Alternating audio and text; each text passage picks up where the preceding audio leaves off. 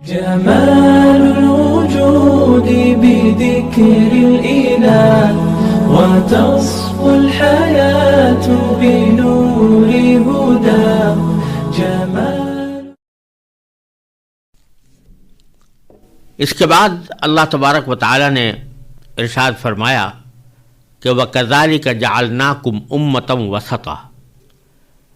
یعنی مسلمانوں سے خطاب کر کے فرمایا کہ اسی طرح تو ہم نے تم کو ایک معتدل امت بنایا ہے، لِتَكُونُوا شُهَدَاءَ عَلَى النَّاسِ، تاکہ تم دوسرے لوگوں پر گواہ بنو، وَيَكُونَ الرَّسُولُ عَلَيْكُمْ شَهِيدًا، اور رسول تم پر گواہ بنے.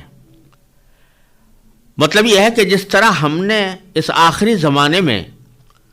تمام دوسری جہتوں کو چھوڑ کر کعبے کی سمت کو قبلہ بننے کا شرف عطا فرمایا اور تمہیں اسے دل و جان سے قبول کرنے کی ہدایت دی، اسی طرح اے امت محمدیہ علی صاحب السلام، ہم نے تم کو دوسری امتوں کے مقابلے میں سب سے زیادہ معتدل اور متوازن امت بنایا ہے. چنانچہ اس امت کی شریعت میں ایسے مناسب احکام رکھے گئے ہیں جو قیام قیامت تک انسانیت کی صحیح رہنمائی کر سکے. اللہ تبارک و تعالی نے یہ جملہ قبلے کے احکام کے عین درمیان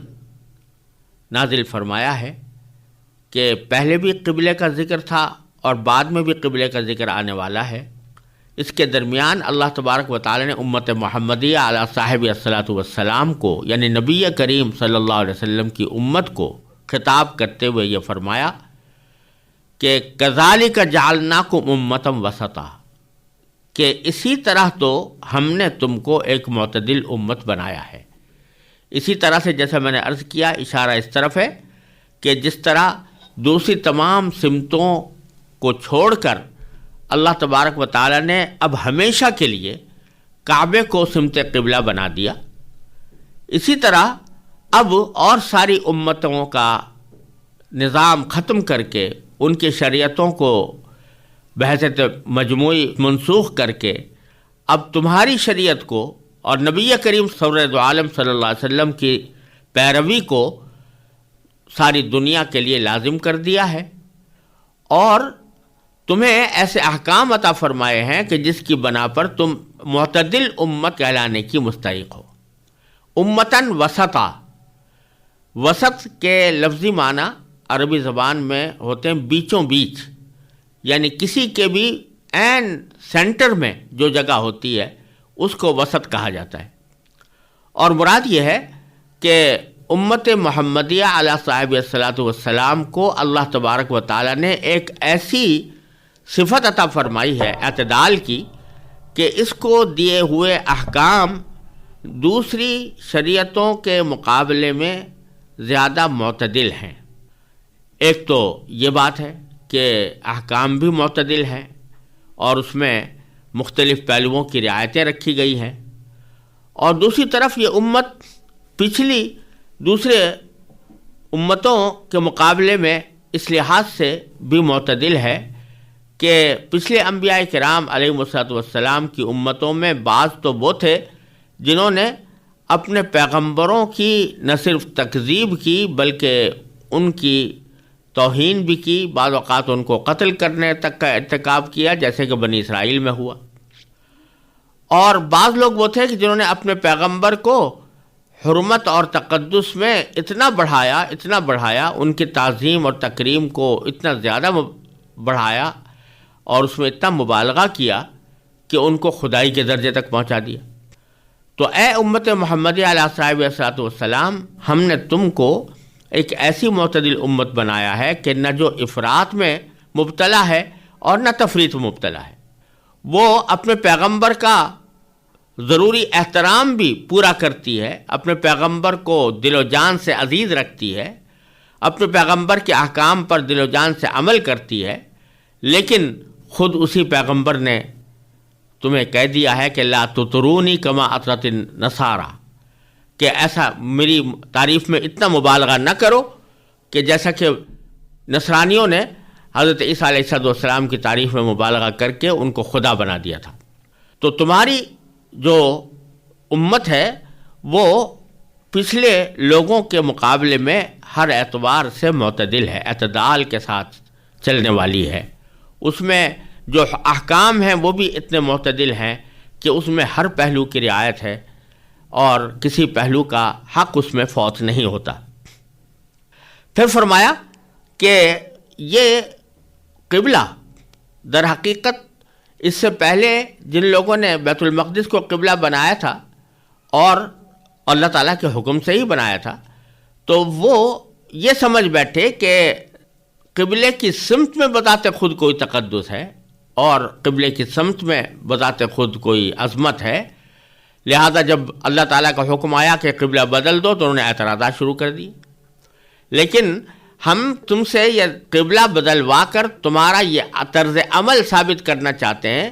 کہ تم اتنی معتدل امت ہو کہ جب حکم آئے گا تو اس وقت تو تم اس حکم کی تعمیل میں جس چیز کو بھی مقدس قرار دیا جائے گا اس کو مقدس قرار دو گے، اور جب اس حکم کو اللہ تعالیٰ کی طرف سے واپس لیا جائے گا، کوئی دوسرا حکم دیا جائے گا تو تم اس حکم کی پیروی کرو گے. نہ تو ان کی طرح ہوگے جو سمت کو بذات خود مقدس سمجھ بیٹھے ہیں، اور نہ ان کی طرح ہوگے جو اللہ تعالیٰ کے حکم کی نافرمانی کرتے ہوئے اللہ کے قبلے سے منہ موڑتے ہیں. اس لحاظ سے بھی تم ایک معتدل امت ہو، اور یہ اعتدال والی امت تمہیں ہم نے اس لیے بنایا ہے لِتَكُونُوا شُهَدَاءَ عَلَى النَّاسِ، تاکہ تم تمام انسانوں کے لیے گواہ بنو. تمام انسانوں کے لیے گواہ بننے کے دو معنی ہیں. ایک تو اس امت کا دنیا کے اندر دوسرے تمام انسانوں کے سامنے گواہ بننا، جس کا مطلب یہ ہے کہ یہ امت دوسرے تمام انسانوں کو ہدایت کا راستہ دکھانے کے لیے اور حق کی گواہی دینے کے لیے پیدا کی گئی ہے. جیسا کہ پچھلی جو امتیں ہوتی تھیں ان کو اپنی قوم کی حد تک ان کے احکام محدود ہوتے تھے، اور اگر کوئی دعوت ہے یا تبلیغ ہے یا تعلیم ہے تو وہ اپنی قوم کی حد تک محدود ہوتی تھی. لیکن چونکہ نبی کریم صلی اللہ علیہ وسلم پوری انسانیت کے لیے مبعوث ہوئے، کسی خاص قوم کے لیے نہیں، لہذا آپ کی امت کو بھی اس کام کے لیے مقرر فرمایا گیا کہ وہ دوسرے تمام انسانوں تک حق کا پیغام پہنچائیں اور حق کی گواہی دیں. تو دنیا کے اندر تو ان کے حق کی گواہی یہ ہے کہ وہ دنیا تک حق کا پیغام پہنچاتے ہیں، اور یہ قرآن کریم کی دوسری آیت سے بھی معلوم ہوتا ہے جس میں اللہ تبارک و تعالی نے فرمایا کہ کنتم خیر امت اخرجت للناس، کہ تم بہترین وہ امت ہو جو لوگوں کے فائدے کے واسطے پیدا کی گئی ہے، یعنی دوسرے لوگوں کو حق کا راستہ دکھانے کے لیے پیدا کی گئی ہے اور حق کے راستے کی طرف بلانے کے لیے پیدا کی گئی. تو دنیا کے اندر ان کی شہادت کا تو یہ مطلب ہے، اور آخرت میں بھی یہ دوسرے لوگوں کے لیے گواہ بنیں گے. اس کی تفصیل صحیح بخاری کی ایک حدیث میں یہ بیان ہوئی ہے کہ جب پچھلے انبیاء کی امتوں میں سے کافر لوگ صاف انکار کر دیں گے کہ ہمارے پاس کوئی نبی آیا ہی نہیں تھا، تو نبی کریم صلی اللہ علیہ وسلم کی امت کے لوگ انبیاء کرام کے حق میں گواہی دیں گے کہ انہوں نے رسالت کا حق ادا کرتے ہوئے اپنی اپنی امتوں کو پوری طرح اللہ تعالیٰ کا پیغام پہنچا دیا تھا. اور اگرچہ ہم خود اس پر موقع پر موجود نہیں تھے، لیکن ہمارے نبی کریم محمد مصطفیٰ صلی اللہ علیہ وسلم نے وحی سے باخبر ہو کر ہم کو یہ بات بتلا دی تھی، اور ہمیں ان کی بات پر اپنے ذاتی مشاہدے سے زیادہ بھروسہ ہے. دوسری طرف رسول کریم صلی اللہ علیہ وسلم اپنی امت کی اس بات کی تصدیق فرمائیں گے. چنانچہ فرمایا گیا کہ وَيَكُونَ الرَّسُولُ عَلَيْكُمْ شَهِيدًا، کہ رسول تمہارے اوپر گواہ بنے.